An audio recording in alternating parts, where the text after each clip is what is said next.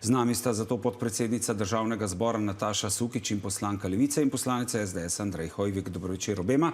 Dobro večer. Gospod Hoivik, je šlo danes v razpravi za razrešitev gospe Sukič za velik šov in spektakel v maniri vaše stranke in v bistvu predvolilno kampanjo za referendum k dodatku o pokojninam za izjemne dosežke na področju umetnosti, kar so vam tudi danes očitali v Levici in tudi gospa Sukič. Še posebej, ker ste vedeli, da v resnici nimate dovolj glasov za razrešitev gospe Sukič.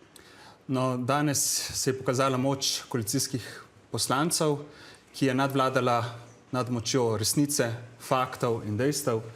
Naj jih predstavim še enkrat za slovensko javnost. To je sicer poročala nacionalna televizija, depolitizirana in točno kaže, da po SPIZ-2, ki ga je sprejela takrat Janševa vlada, brez glasu proti, je vsak upokojenec bil na boljšem za 125 evrov mesečno, kar znese v 12 letih 18 tisoč evrov več, kot bi dobili, če bi takratni zakon iz časa Ropove vlade obveljal.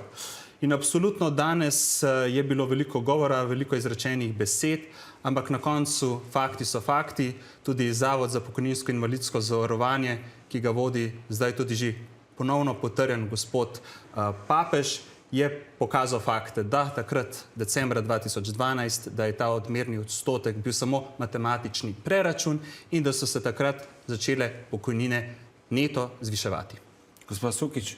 Poglejte, ta današnji spektakel je pravzaprav predpriprava na njihov referendum. Tudi fronta se je odprla okrog tega vprašanja pokojnin ravno v zvezi s tem referendumom, takrat, ko smo imeli soočenje na neki drugi televiziji.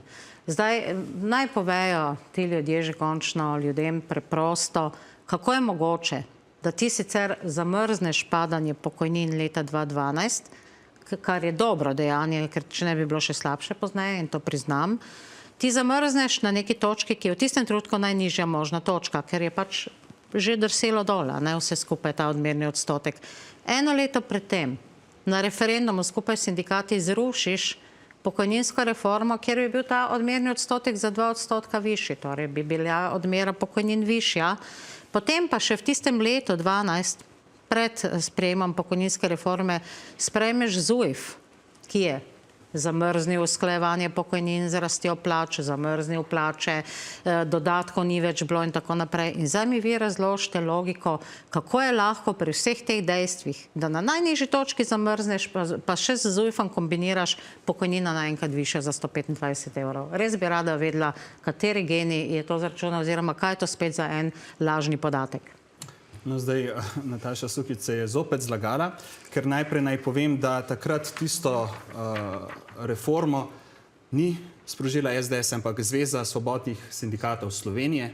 Oni so bili tisti in takrat mislim, da več kot 70% je bilo proti takratnemu zakonu in zaradi tega je tudi razpadla potem Pahorjeva vlada in na oblast je prišel potem gospod Janez Janša, ki pa je skupaj složno s sindikati in tudi z opozicijo uskladil ta zakon in če bi vse te besede držale, bi bili najbrž poslanci takratne opozicije proti SPIZ-2, torej proti zakonu, ki je povprečnemu upokojencu zvišal za 125 evrov mesečnega dodatka. Zdaj poglejte, glavna zadeva, in to je pravilno ugotovila gospa Sukič, pa je to. Aktualna vlada, torej stranka Levica, ki je na Ministrstvu za kulturo in na Ministrstvu za delo, ki ureja pokojnine, je uzakonila dodatke za 0,01 odstotka upokojencev v višinah med 1200 in 2400 evrov mesečno, medtem ko se je zdaj po SPIZ-2 pokojnina za vseh preostalih 99,99 odstotkov uskladila za 4,5 odstotkov. In tukaj imate lepo jasno prikazano, koliko več bodo dobili tako imenovani navadni upokojenci in koliko ta kulturna elita. In naj dodam, kar se tiče ZUJF-a, drži, tudi takrat se je za ZUJF-alo prav te dodatke, ki tudi se že podeljuje več let in potem je Ustavno sodišče presodilo, da jim mora država vrniti te dodatke. Najbolj glasna je bila takrat gospa Svetlana Makarovič. Glejte, prvič, Levica ni prav nič uzakonila teh dodatkov, kajti ta zakon je datira v leto 1974 in te dodatke se je zmeraj dodeljevalo. Najbolj radodaren z njimi je bil prav minister Simoniti, ki je v prejšnjem mandatu kar tako po lastni presoji dodelil 7 takšnih posebnih pokojnin za posebne dosežke v umetnosti. To je ena stvar.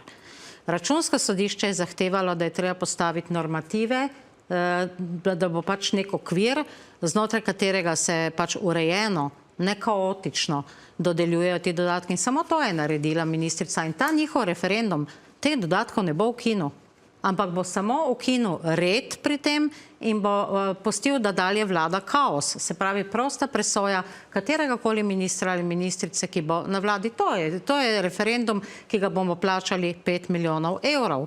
To je referendum, ki stane toliko, da bi 70 let lahko te dodatke plačevali, in to je referendum, da če bi enoletno tale denar, ki bo šel za dodatke, prenesli v pokojninsko blagajno, bi se zvišala pokojnina pri vsakem upokojencu za 10 centov na letni ravni.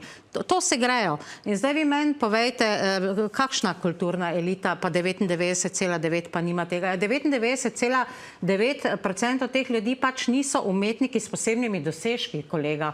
Ne morete zdaj vi kar tako poenostavljati in enačiti umetnika, ki res naredi nekaj presežnega v življenju in zdaj ga boste kaj šikaniral, sovraštvo proti njemu sprožil pri navadnih ljudeh, ki so zagrenjeni zaradi raznih težav, ki so realne težave v življenju, in zdaj boste gonil proti tem umetnikom se šel. Pa se to ne more biti resno.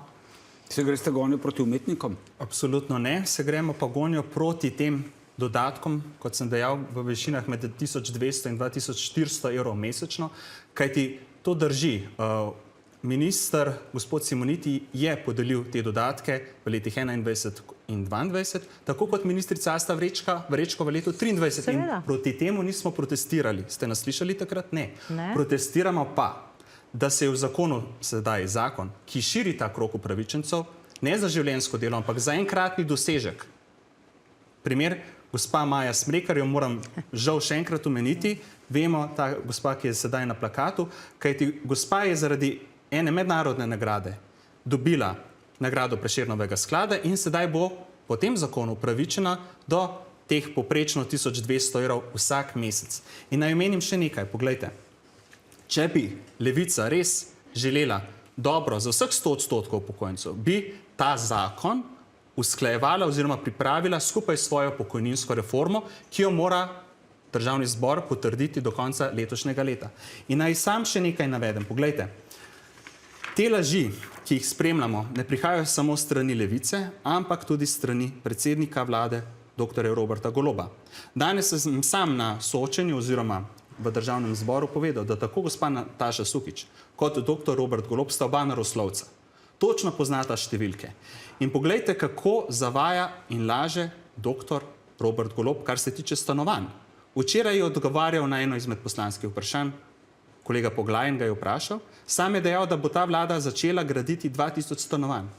In še to danes že demanti na portalu žurnal.si,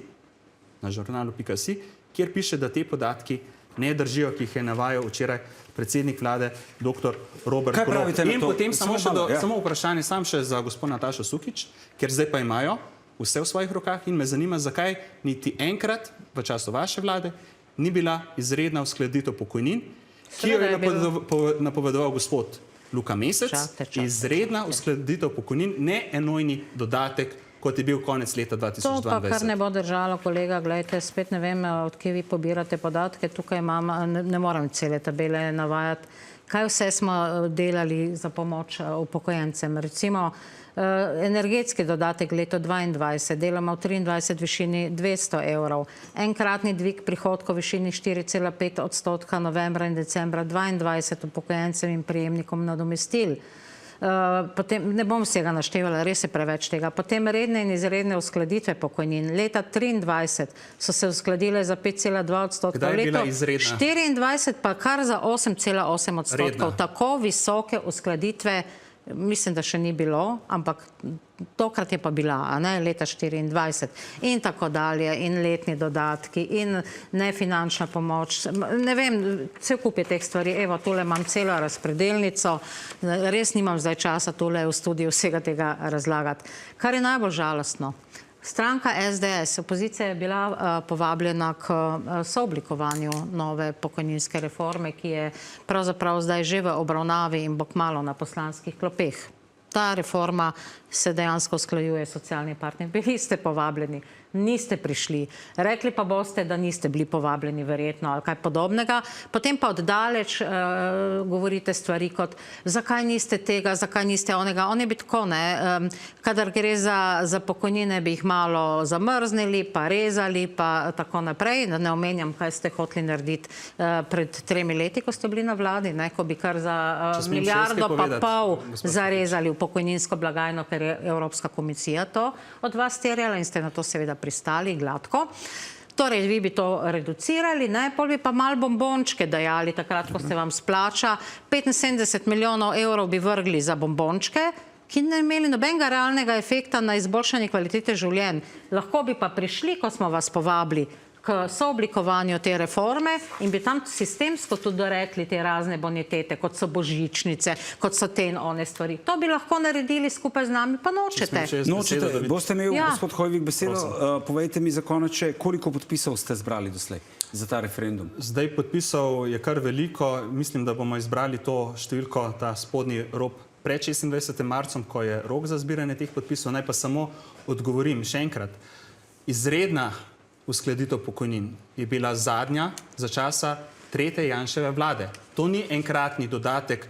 In poglejte, gospod minister Luka Mesec je obljubil takrat po inflaciji visoki 7% leta 2022, da bo izredno uskladil pokojnine, do tega ni prišlo. In še da zaključim, poglejte, s tem zakonom o dodatkih na pokojnine za izjemne umetnike vi talate bombončke, vi, spoštovana gospa Nataša Sukič, in temu bodo ljudje rekli dovolj, kajti nismo videli še R od reforme, ki jo pripravljate. Seveda niste videli še R od reforme, se tudi nočete priti, ko vas povabimo, da bi videli ne samo R, ampak dejansko cel osnutek reforme bi lahko mirno od blizu gledali in ga tudi sooblikovali. In kot rečeno, kmalu ga boste videli, ko bo prišel parlament. Se bo prišla zdaj, kaj mislite? A to slučajno ne veste, da se usklajuje na... Kdaj pa pride? Ja, zdaj na pamet ne vem, da prije mislim, da kmalu, no. Kak mesec, 2 boste še počakal. Ampak zdajle, vse veste, da se usklajuje z socialnimi partnerji. Sej v vseh medijih piše, ne se zdaj spreneveda, da se ne, no. Kolega, zdaj pa tak, no. Jaz sem pa notorična lažnivka, vi ste pa kaj? Veliki sprenevedavec, mislim. Jaz sem samo iz medijev, če smem z medijev, neuradne informacije sem izvedel, to drži, da višate to dobo na 35 let in boste uskladili ta odstotek, ki je zdaj 63,5 odstotka na 65,5. Veste, kakva je razlika med vašo reformo in to?